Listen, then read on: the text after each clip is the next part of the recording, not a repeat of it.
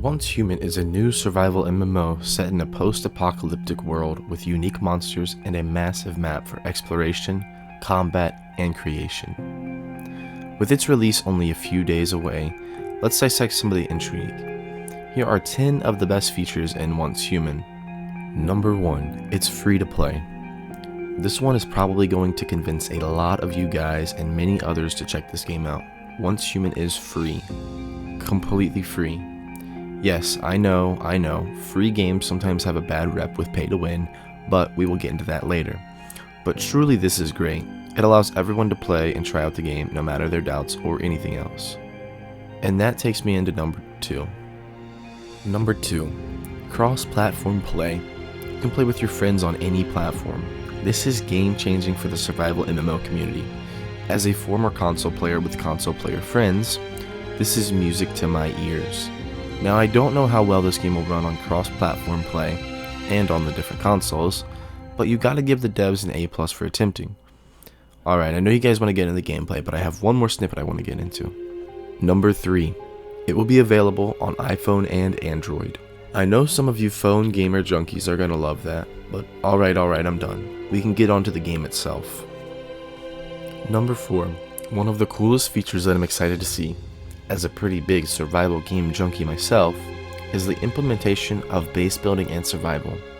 Base building looks pretty similar to Rust, so I'm sure some of you gubbers are going to have to try to sneak in airlocks and snatch at your absolute. The survival aspect seems like basic hunger, thirst, etc. I'm not sure if you can get diseases, but I know there is like a vomit mechanic, but yeah. Number 5. Pretty environment.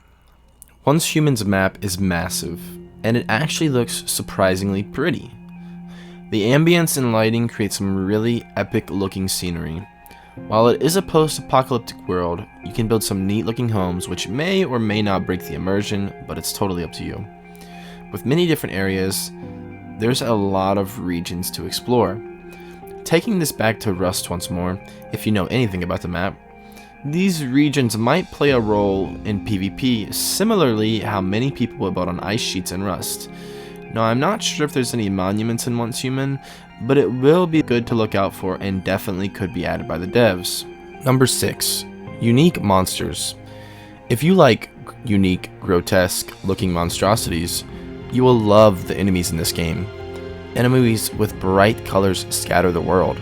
Blue-eyed crocs, purple-ringed bulls, red-screened claw machines, and even more, with creative designs that give this game a scary, fun, but most importantly, distinct feel. I mean, I'm quite speechless. I really am. These monsters are honestly beautiful, man. Props to the art team. Number 7. Story. Now, while I'm not 100% on how the story works, I know that there's a lot of puzzly, dungeony things to do. There are boss battles and quest lines that you can follow and complete. One key thing I've seen though, is that the voice acting is kinda maybe a little subpar, so if you get turned away by this, I understand. Number 8. Voice proximity chat. Once Human has one of my all-time favorite features for any game, proximity chat.